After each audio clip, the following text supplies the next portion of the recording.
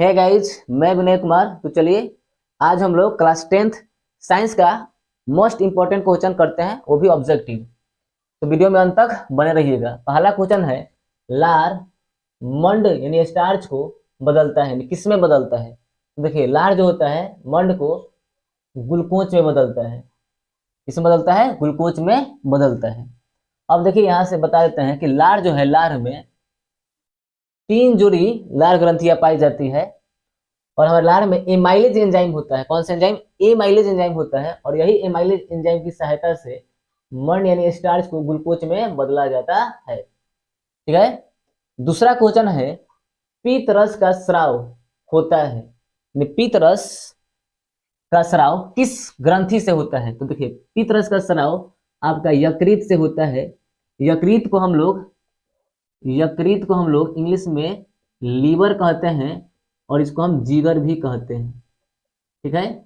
और यह मानव शरीर की सबसे बड़ी ग्रंथि है। मानव शरीर की सबसे सबसे बड़ी ग्रंथि है, सबसे बड़ी ग्रंथि है। तो यकृत मानव शरीर की सबसे बड़ी ग्रंथि है।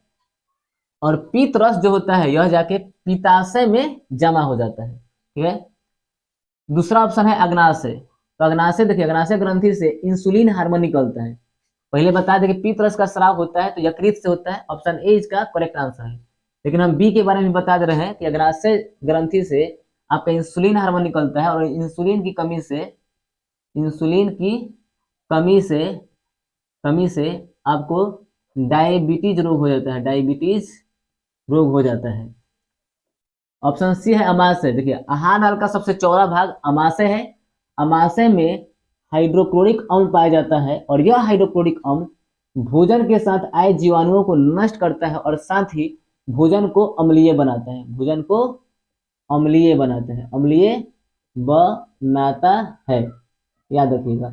और हाइड्रोक्लोरिक अम्ल एक प्रबल अम्ल है। क्या है आपका? ये प्रबल अम्ल है। क्या है? प्रबल अम्ल है। ठीक है। उसी तरह से ऑप्शन डी में है छोटी आंत। देखिए, तो आंत की जो लंबाई होती है, आंत को हम लोग स्मॉल इंटेस्टाइन या इंटेस्टाइन कहते हैं।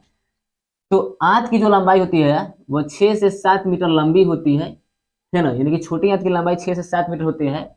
और आंत को हम लोग 3 भाग में बांटे हैं, डी जे आई। Duodenum, jejunum, ilium. डेडुनम छोटी आंत का प्रथम भाग है, जेजुनम मध्य भाग है और इलियम अंतिम भाग है। ठीक है।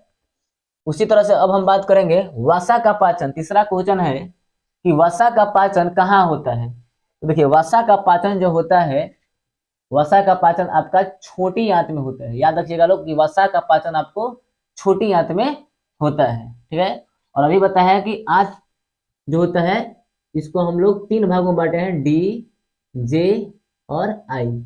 यानी आंत को कितने भागों में बांटा गया है? 3 भागों में बांटा गया है। आंत का प्रथम भाग डेडुनम कहलाता है और अंतिम भाग इलियम कहलाता है। चौथा क्वेश्चन है कि जल का अवशोषण मुख्यतः होता है किसमें होता है? ग्रसिका में? नहीं, ये गलत ऑप्शन है। बड़ी आंत। हाँ, तो जल का अवशोषण आपका बड़ी आंत में होता है। छोटी आंत भी गलत ऑप्शन हो जाएगा और अमाशय भी गलत ऑप्शन हो जाएगा। तो आपका ऑप्शन सही क्या होगा? बड़ी आंत। अगला क्वेश्चन है 5 नंबर, रक्त यानी ब्लड जंतुओं के किस भाग द्वारा प्रवाहित होता है? तो ब्लड जो होता है रक्त वाहिनियों के द्वारा प्रवाहित होता है। रक्त माने होता है खून, वाहिनी माने होता है ले जाने वाला, खून को ले जाने वाला। तो रक्त जंतुओं के किस भाग द्वारा प्रवाहित होता है? तो रक्त वाहिनियों के द्वारा। कोशिका द्वारा नहीं, ऊतक द्वारा भी नहीं। किसके द्वारा? रक्त वाहिनी के द्वारा। और रक्त वाहिनी जो होता है ना आपका, रक्त वाहिनी रक्त वाहिनी 2 प्रकार के होता है। एक होता है धमनी और एक होता है आपका सीरा। धमनी में शुद्ध रक्त शुद्ध रक्त शुद्ध रक्त बोले तो ऑक्सीजन जनित रक्त का प्रवाह होता है। जबकि सीरा में अशुद्ध रक्त अशुद्ध रक्त अर्थात ऑक्सीजन अनुपस्थित रहता है। उसमें ऑक्सीजन क्या रहता है? अनुपस्थित रहता है। ठीक है। धमनी की दीवारें मोटी होती है, याद रखिएगा। जबकि सीरा की दीवारें पतली होती है। क्या होती है? पतली होती है। और धमनी में शुद्ध खून बहता है और सीरा में अशुद्ध खून बहता है। ठीक है। अगला क्वेश्चन है, रक्त का थक्का बनना किस कोशिका की उपस्थिति के कारण हो पाता है, यानी रक्त जो थक्का बनता है, रक्त यानी खून जो थक्का बनता है किस कोशिका के कारण बनता है, तो आपका होता है प्लेटलेट्स। प्लेटलेट्स को हम कहते हैं बिंबाणु भी कहते हैं, ठीक है ना। अब यहाँ ध्यान देने वाला बात है कि देखिए रक्त के दो भाग होते हैं, रक्त के दो भाग होते हैं, दो भाग होते हैं। एक होता है आरबीसी, आरबीसी, और एक होता है डब्ल्यूबीसी। आरबीसी का फुल फॉर्म होता है रेड ब्लड सेल, और डब्ल्यूबीसी का व्हाइट ब्लड सेल, ठीक है। अब आते हैं अगला क्वेश्चन पे, पौधों के जनन अंग कौन सा है? पौधों के जनन अंग, तो पौधों के जनन अंग आपका क्या हो जाएंगे? फूल हो जाएंगे। फूल आपके पौधों के जनन अंग होंगे। तना नहीं होगा, जड़ भी नहीं होगा, और पत्ती भी नहीं होगा। तो पौधों के जनन अंग आपके हो जाएंगे फूल, ठीक है ना। और फूल की बात करें तो फूल में एक होता है आपका स्त्री केसर, स्त्री केसर, स्त्री केसर यानी कि ये मादा जनांग, मादा जनन अंग है किसका भाई? फूल का।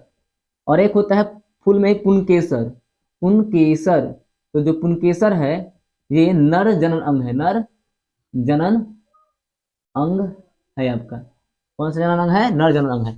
अगला क्वेश्चन है, परागकण का वर्तिकाग्र, वर्तिकाग्र पर स्थानांतरण क्या कहलाता है? तो देखिए परागकण का वर्तिकाग्र पर स्थानांतरण आपका कहलाता है परागन, परागन पोलिनेशन, ठीक है। निषेचन नहीं कहलाता है।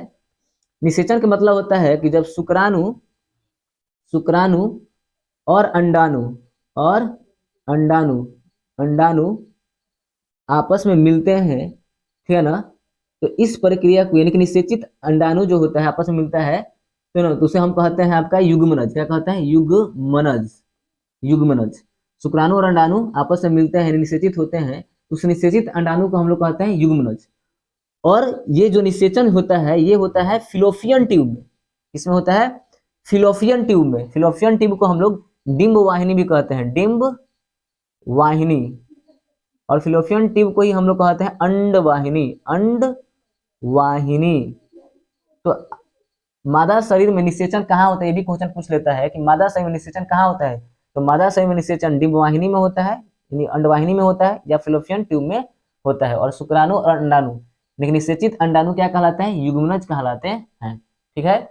तो अगर यह वीडियो आपको अच्छा लगा हो तो चैनल को सब्सक्राइब करिए, लाइक करिए। मिलते हैं अगले वीडियो में। जय हिंद, जय भारत, जय संविधान।